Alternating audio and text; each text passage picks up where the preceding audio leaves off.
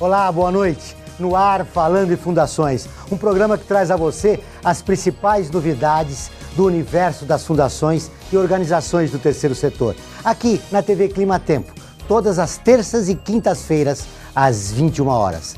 Você vai poder acompanhar o trabalho das entidades, saber o que está acontecendo e conhecer os personagens que constroem o terceiro setor. Eu sou Joel Scala e vamos estar juntos toda semana. Esperamos você aqui, participando e ajudando na construção de uma sociedade mais justa e solidária. O Falando em Fundações está começando.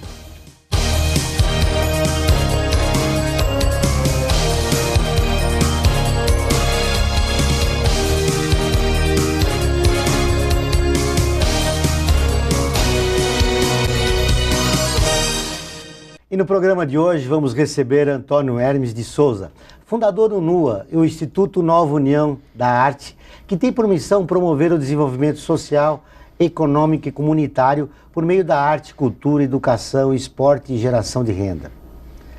Antônio Hermes de Souza, obrigado pela sua presença aqui. Como é que começou essa história do NUA? Eu que agradeço mais uma vez ter participado do teu programa. Então, o NUA nasceu dentro de um lixão com uma ideia de promover a melhoria da qualidade de vida de 40 mil pessoas. E depois foi caminhando para essa coisa do desenvolvimento a partir das demandas da comunidade, né? E não são poucas. A gente sabe que há um grande preconceito com a população de baixa renda. Como é que foi criar, desenvolver um projeto como esse? Eu acredito assim. Você trabalhando com pessoas de baixa renda na favela, você tem que partir do pressuposto de tudo que você fazer, você tem que ser de melhor, né? Você não pode, se você vai apresentar um produto, não pode ser um produtinho, um faz de conta que as pessoas compram pelos coitadinhos da favela. Tem que ser um produto que as pessoas comprem para usar esse produto. A mesma coisa se você vai fazer uma apresentação, tem que ser de alto nível. Como é que é o projeto e como ele é desenvolvido e quais são as atividades que você desenvolve com os garotos? Então, nós temos trabalhos com arte e cultura, que é esse aí que você faz um trabalho com a criança, com o jovem, e faz uma aproximação com os pais. E a partir daí você vai pensando outras estratégias, como geração de renda, como projeto de pensar, projeto de futuro para esses jovens, para não ficar só de casa para associação, de casa para instituição e depois não tem nada para fazer. Ter outros encaminhamentos na vida. O mundo não se resume naquela favela, o mundo não se resume na nossa comunidade. Então, é levar esse jovem para o mundo, é deixar esse jovem preparado para o mundo. Como é que foi o contato com essas famílias desestruturadas que estão vencidas, né, pelo problema econômico? Aproximá-la dos filhos, enfim, como você conseguiu fazer essa junção entre a família desestruturada e o jovem de rua? Uma coisa a gente identificou que é muito importante.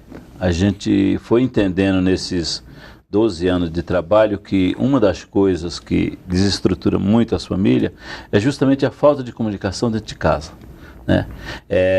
O jovem que não tem acesso à cultura dos seus pais, e a maioria são nordestinos, né?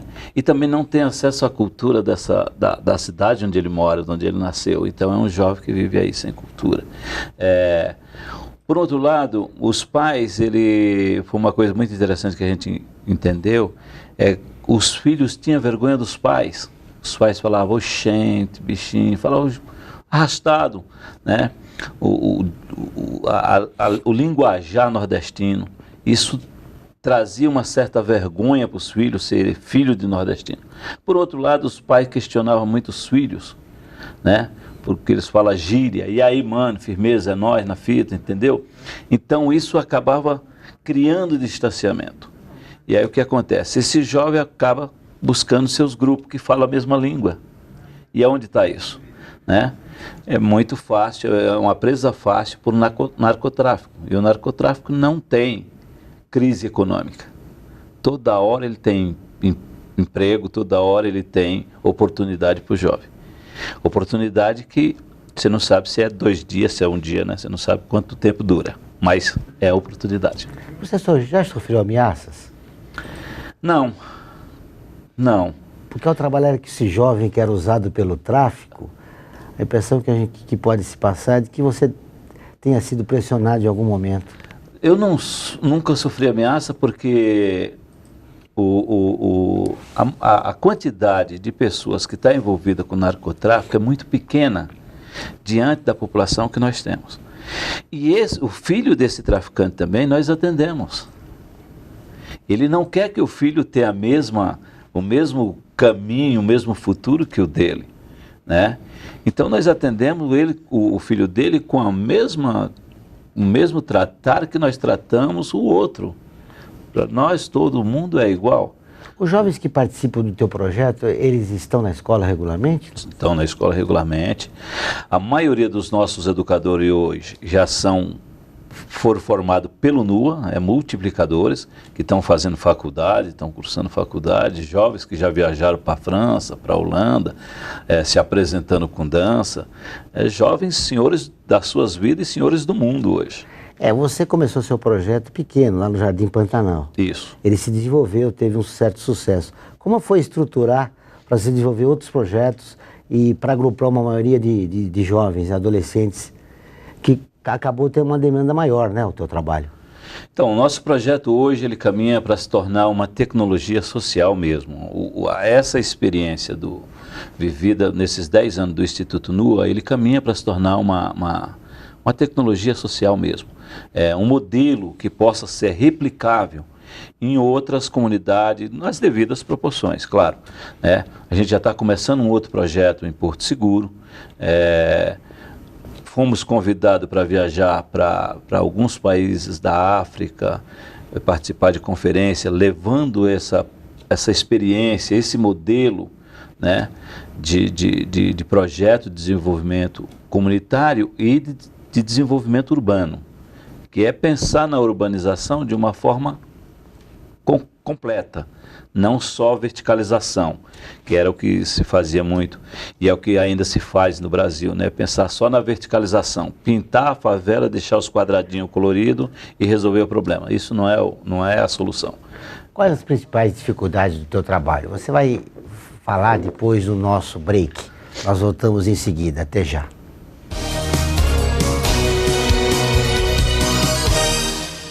Fundada em 1964, a Fundação Carlos Chagas foi a primeira a unificar as provas de vestibulares de medicina. Atualmente é especializada em concursos, incluindo os públicos. Entre suas funções estão desenvolver as questões das provas, produzi-las, diversificar a matriz por aluno, distribuir com segurança, aplicar a prova, corrigir e fornecer o resultado. Atende cerca de 1 milhão de candidatos por ano. Conheça detalhadamente o trabalho da Fundação acessando o site www.fcc.org.br.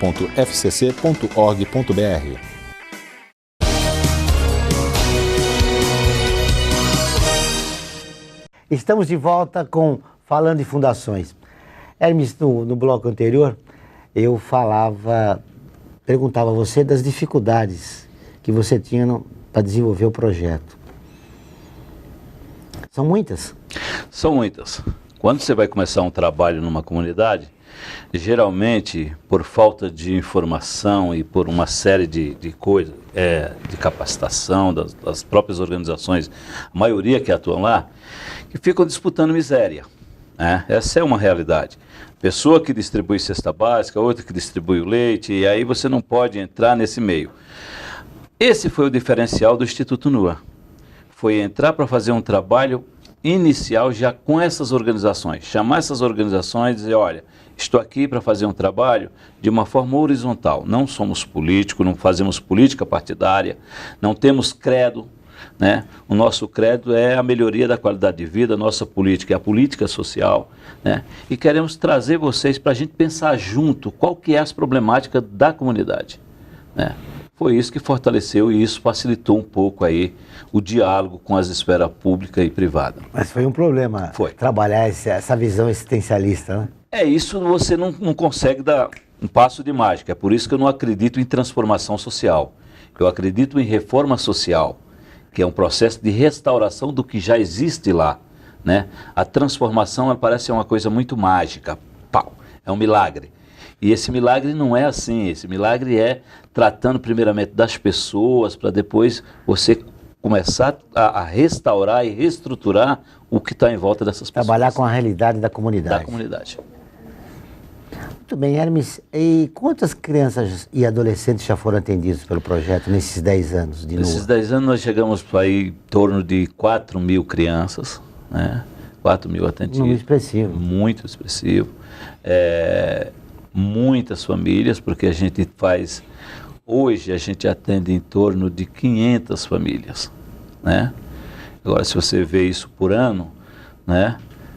Hoje foi muito engraçado que hoje mesmo eu fui fazer uma compra para uma apresentação dos jovens e eu estou lá escolhendo lá o material, aí alguém bate aqui nas minhas costas. Era uma criança que eu atendi ela na instituição, ela tinha 8 anos. Hoje é uma moça casada que hoje trabalha e você vê essas pessoas encaminhadas na vida. É uma satisfação, né? Muito grande, muito grande. E você falou também da experiência de transformar seu projeto em outras comunidades, quer dizer, passar essa experiência, né? Já começou isso? Já, nós estamos começando isso em Porto Seguro. É uma comunidade, é uma cidade turística, todo mundo ouviu falar de Porto Seguro. E Porto Seguro tem 130 mil habitantes, só que as pessoas conhecem a realidade de 75 mil habitantes, que é as pessoas que vivem ali em volta da praia e tal, né, na parte litoral. Agora, 75 que vivem num bairro chamado Baianão, e aonde morre 25 a 30 jovens todo mês por conta da disputa do narcotráfico, esse bairro aí não aparece, né? Então o NUA foi convidado para começar um trabalho com algumas organizações lá, já fomos lá, já fizemos as primeiras ações, né? Quais são essas primeiras ações? Fórum. Primeira coisa é você chamar todo mundo para conversa, é olhar no olho, o aperto de mão, é o toque, é comer junto, é estar junto e valorizar a cultura local. Sempre a partir, nunca levar algo pronto. A ideia do NUA nunca é levar um projeto pronto, mas trabalhar a partir do que existe lá nessa comunidade, né? Com certeza toda a comunidade tem o seu potencial e a partir daí é que a gente começa a fazer um trabalho, né, de reestruturação. Quem faz parte dessa experiência que você está vivendo? Educadores e voluntários? Educadores, voluntários e tem algumas pessoas, alguns técnicos contratados que quando vamos para um projeto assim e quando conseguimos parcerias, aí contratamos pessoas para algumas funções. Já chegou muita parceria interessada em colaborar com o projeto? Já, nós temos algumas parcerias. Hoje o Instituto NUA busca parcerias não para pedir doação, não que elas não sejam bem-vindas, mas a ideia é oferecer trabalho para a iniciativa privada a partir de uma mão de obra qualificada. Por exemplo, nós temos hoje um modelo de negócio que é uma empresa social que trabalha com a reutilização de banner. Então, o banner é um entrave aí para as empresas, né? Então, é uma forma da empresa dar a destinação correta para o seu resíduo e, ao mesmo tempo, participar de um projeto de responsabilidade social, aonde ela atua também opinando, sugerindo, né, de uma forma compartilhada. Então, o NUA traz esses parceiros para trabalhar nessa forma de gestão compartilhada. Muitas empresas já aderiram? Algumas. Algumas.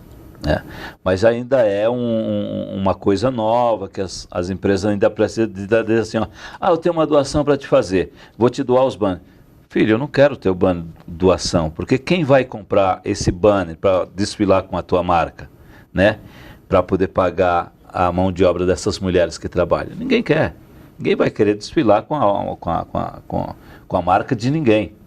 A própria empresa que tem que utilizar a marca dela para novos eventos e não ir fazendo outros produtos e tirando mais materiais aí da natureza, né? Mas contribuir aí com o meio ambiente, dando a destinação correta. O NUA também tem um projeto que coloca um educador para brincar com as crianças na rua. Como é que é esse projeto? Esse é o GPS Delivery de Arte.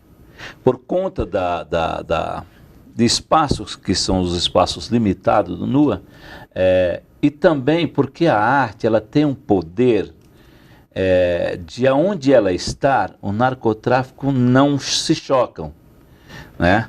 A arte tem esse poder de transitar, ela transita em todos os lugares, né? E vai demarcando seus territórios. Então o GPS tem essa proposta, que é contribuir para diminuir a violência doméstica e o uso e o consumo de droga. Então tem 4 educadores que utilizam triciclos equipados com equipamentos, com brinquedos, e aí eles saem pela rua. E onde tem uma galerinha ali, 8, 10 crianças, eles param para brincar. Hoje, atualmente, as famílias já ligam, né? Junta lá o grupo de crianças e liga. Dá para mandar um educador? Aí a gente manda o educador, que é aí a entrega da arte, né? Daqui a pouco voltaremos para continuar esse interessante papo.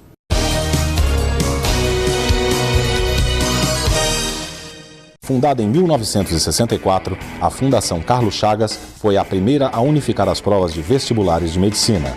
Atualmente é especializada em concursos, incluindo os públicos. Entre suas funções estão desenvolver as questões das provas, produzi-las, diversificar a matriz por aluno, distribuir com segurança, aplicar a prova, corrigir e fornecer o resultado. Atende cerca de 1 milhão de candidatos por ano. Conheça detalhadamente o trabalho da Fundação acessando o site www.fcc.org.br.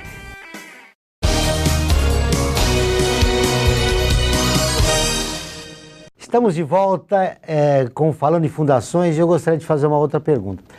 Nós vivemos um momento de crise, a violência urbana aumentou incrivelmente.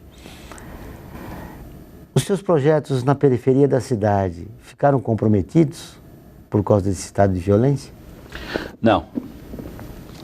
Não, porque assim, os projetos, apesar de ter esse clima do medo, União de Vila Nova conseguimos trazer um clima de tranquilidade. É um bairro que vai para o 6º ano sem um homicídio, né? É um bairro que as crianças hoje brincam na rua. Então nós estamos resgatando essa segurança da rua como um espaço que complementa a casa, não um espaço de medo. Por isso esse projeto do GPS, por isso o trabalho feito com as mães, né? Onde tem as crianças brincando, tem sempre uma mãe olhando, né? Todo mundo procura se conhecer daquela rua, a gente procura fazer essa integração e essa interação das famílias para poder combater o medo, porque senão você vive medo. Em alguns bairros da periferia tem até toque de recolher. Sim, né? Sim. O nosso não. Que bom, né? Não, graças a Deus, nosso... Por isso que acreditamos que isso pode se tornar uma tecnologia social modelo, que você pode começar a implementar em outras comunidades, né? A partir desses... Nós não estamos falando de uma experiência de 1 ano, nós estamos falando de 12 anos de experiência, né? Por isso acreditamos, mais uma vez, fortaleço essa coisa da reforma social, da reforma do que já existe na comunidade, né? A gente percebe que em alguns bairros da periferia, onde há um alto índice de violência e criminalidade, a população tem medo da polícia. O teu projeto, ele prevê alguma relação com a polícia? Como é que você vê essa questão? Domingo mesmo, a gente teve uma ação que foi promovida pela Polícia Militar na comunidade. Por quê? Se existe o narcotraficante que está na comunidade, como é que a gente não pode viver, como é que a gente pode viver sem o poder público? Não tem como uma comunidade viver aquém do poder público, né? Ele é fundamental para o teu projeto. Ele é fundamental, ele tem que estar lá. Agora, o que a gente precisa não dizer que todos... Porque assim, hoje, o que acontece hoje em São Paulo? Você não sabe quem é que está matando quem. Porque são pessoas encapuzadas. Você não sabe se é bandido, se é polícia. E a gente sabe que existe essa guerra. Ou se é uma milícia, né? Então nós estamos vivendo dentro de uma guerra, né? Entre bandidos e polícia, isso é real, né? Agora, como é que a população vai conviver dentro disso? Procurando dialogar de todas as formas, não pode ficar refém nem do bandido e nem da polícia. tem que ser autônoma. Teu projeto contorna esses dois problemas. Graças a Deus, a gente consegue dialogar. Você trouxe alguns trabalhos realizados pelos jovens que eles desenvolvem lá no projeto? Então, esse trabalho começou com jovens, esse é a reutilização de banner, e aí a gente prioriza muito pela questão da qualidade, e hoje é feito com as mães. Então é um trabalho que esse ano a gente fez um trabalho com 100 mães, né? Existe, então essa marca é de uma empresa social chamada Filó Cabroeira, né? E que faz esse trabalho em parceria com as empresas. É uma forma da gente bater na porta das empresas e de convidá-los para o projeto, e não para pedir qualquer apoio que não seja de uma forma. Isso aqui o que é? Isso aí é um. Deixa eu mostrar aqui. Para colocar o lixinho no carro, né? E essa aqui é uma bolsa de compra, uma sacola de compra, também de praia, enfim, material muito bom, muito rico, que não tem outro fim se não for a reutilização. A reutilização dos banners, que é a relação, o convênio que vocês têm com as empresas. Isso. E qual é o custo disso? Uma peça dessa custa em torno de R$7. R$7. Isso ajuda a manter o projeto e a desenvolver novos. E desenvolver novos projetos. Muito bem, Hermes. A continuidade desse trabalho que você realiza na periferia da cidade, já que a gente sabe que você atingiu, nesses últimos 10 anos, 40 mil jovens. E nós temos uma população imensa, muito maior que isso, a população de São Paulo, né? Só do município de São Paulo chega até 18 milhões de habitantes. Como é que você pretende ampliar isso, ter estrutura, enfim, desenvolver um trabalho para o maior número de jovens na cidade? Já que é um déficit, né, de atividades culturais, esportivas e sociais na periferia da cidade. As nossas políticas públicas, elas têm avançado bastante, mas elas pensam sempre no macro. Como instituição, a gente pensa mais em polos. Por isso que o trabalho acaba ficando mais fortalecido, porque você trabalha com um número menor. Por isso essa proposta de replicação, né? E uma outra proposta que o Instituto NUA visualiza é que em todas as ações que ele desenvolve, sempre pensar na autossustentabilidade, né? Por quê? Quando você pensa na autossustentabilidade de geração de renda também, você acaba tirando um pouco aí dessa cultura de esperar, porque o que eu estou necessitando é problema do governo. Não, é problema de todos nós. É problema do governo, é problema também da iniciativa privada que está no seu entorno, mas também é problema meu. Eu tenho que me capacitar, eu tenho que me preparar e eu tenho que botar a mão no mundo, fazer gestos e dizer assim, olha, eu também existo, né? Eu faço parte desse todo, né? Buscar o meu espaço. E isso é uma coisa que o Instituto NUA procura fazer através de seus projetos. Como é que você contorna o preconceito contra o jovem infrator que participa do teu projeto? A ideia é trabalhar com esse jovem, porque o primeiro preconceito que tem que vencer é ele, né? O preconceito que já está arraigado dentro dele, né? Porque quando eu comecei o Instituto NUA, eu tinha uma utopia, era desenvolver um projeto na favela para que esse jovem não chegasse na FEBEM, na antiga FEBEM. Desenvolver um trabalho na FEBEM, trabalhei 5 anos na FEBEM, para que esse jovem não chegasse no sistema penitenciário. E trabalhei no sistema penitenciário para dizer que não há caminho sem volta. Só que aí, o que eu deparei? Na Fundação Casa, os jovens participavam de 4, 5 cursos, tinha 4, 5 tipos de alimentação, mas qual era o acompanhamento que tinha quando esse jovem saía da internação? Então, todo aquele trabalho que era feito lá, terminava quando ele botava o pé para fora da porta. Né? Poxa, ele tinha grande possibilidade de ser reincidente. Sim, total, porque aqui vira um círculo vicioso. Ele vai para a rua, chega na rua, na casa dele ele não tem nem 2 alimentações. Toda a família, toda a comunidade olha para ele diferente. E o preconceito que ele já carrega dentro dele é terrível, né? Agora, quando você faz um trabalho que esse jovem, por exemplo, a gente faz um trabalho muito com a questão da dança. A dança traz uma autoestima, a dança está em todos os lugares, todo mundo gosta de dançar, né? Todo jovem gosta de dançar. Você faz um trabalho com esse jovem e ele começa a trazer o que está de bom dentro dele também, né? Esse jovem não sabe só roubar. Esse jovem tem outras qualidades que precisam ser descobertas, precisam ser trabalhadas. O fundamental é dizer para ele aumentar a autoestima através do discurso de que ele é um cidadão e tem direitos, né? Sim. Que ele pode. Sim. Que ele faz parte desse mundo, né? E que você instrumentaliza ele, prepara ele, cria esse projeto de vida. Não é da noite para o dia, não é transformação, é reforma. Ou seja, ele tem que criar a própria oportunidade, porque ela não vem do... Não vem com milagre. Ela não cai do céu, né? Eu acredito em milagre, mas o milagre você precisa provocar, você precisa trabalhar o milagre, né? Não é passo de mágica. Esse ciclo vicioso que ainda existe, né, na política pública, na sociedade, do jovem infrator, ele vai e volta até atingir a maioridade, daí ele vai para a cadeia. Terminaria como você vê uma política pública, para a gente finalizar nossa entrevista, que fosse fundamental, que atingisse seus objetivos e evitasse que a maioria dos jovens saísse desse círculo vicioso que eu mencionei? Olha, a primeira coisa que eu acho que tinha que ser pensado é um projeto, um programa, alguma ação na desinternação.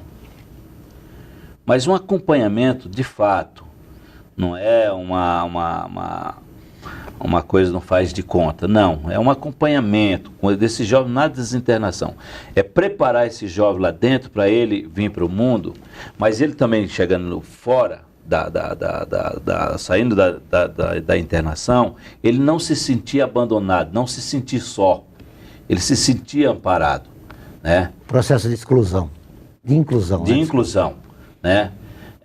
E eu falo disso com muita propriedade. Eu tenho uma longa experiência com esse público, né? E sei a importância do acompanhamento na desinternação, né? Para pensar um planejamento, plano de vida. Esse jovem não sabe se comunicar. Quando ele vai buscar uma oportunidade de emprego, ele chega falando senhor. Ele já chega se denunciando. A sua fala o denuncia que ele é um jovem infrator, um jovem que teve conflito com a lei. Muito obrigado pela sua entrevista. Foi um prazer revê-lo e eu espero encontrar em outras oportunidades. Parabéns pelo trabalho e espero que o Instituto Lula continue fazendo o sucesso que faz na periferia de São Paulo. Chegamos ao final dessa edição de Falando em Fundações, Observatório do Terceiro Setor. Se você tem dúvidas ou sugestões, envie um e-mail para contato@tendicemedia.com.br. Boa noite e até a próxima.